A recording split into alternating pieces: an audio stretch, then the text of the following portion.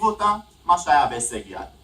כל העמים העתיקים לא באמת ידעו מה הם עושים, הרוב לא עבד, במצרים העתיקה השתמשו בדבש ושרף וגם באמונות תפלות כמו בחלב אם של אמא שילדה בן, בסין העתיקה בתה ירוק, ביוון בשומן חזיר, ברומא ביין, מה שהיה להם הרטיבו, זה לא עבד.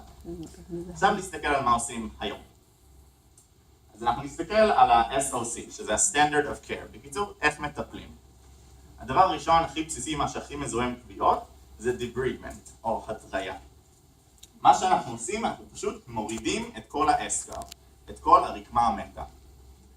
עכשיו, מה שהכי נפוץ זה פשוט הורדה כירורגית, הורדה מאוד ברברית, מאוד לא נעימה, שפשוט מקלפים עם סקלפל את כל האור המת. אפשר גם לעשות debridement כימית, אבל פה אנחנו נכנסים לבעיה שיכול להיות שגם האור הבריא והחי גם ילך לנו. היתרון כאן הוא גם חיסרון. היתרון בעצם זה שהרופאים סומכים על עצמם, הם אומרים, אני אדע להבדיל מה חי, מה מת, ואני פשוט אוריד בעצמי. אבל גם הרופאים המנוסים ביותר יכולים להתבלבל, ברגע שמשהו נשרף הכל נראה כמו דייסה. יש עוד הרבה חסרונות, זה מאוד מאוד מאוד כואב לכל, יש פה מישהו שעבר איזשהו debridement בחיים שלו? יופי.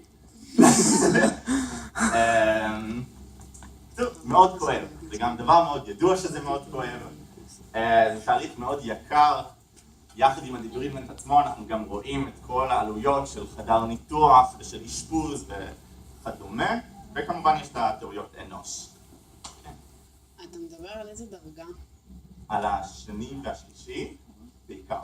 כאילו על הראשון אנחנו לא נצטרך לעשות את זה, יכולה גם לעשות debridement בעצמך בבית, פשוט להוריד את החידוד.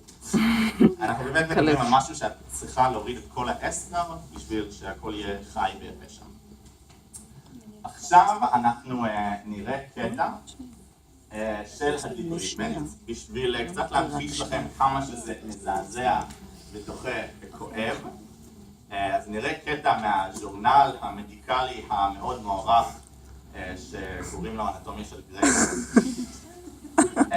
אני מזהיר שהתמונות לא נעימות. אפשר לכבות את האור אולי?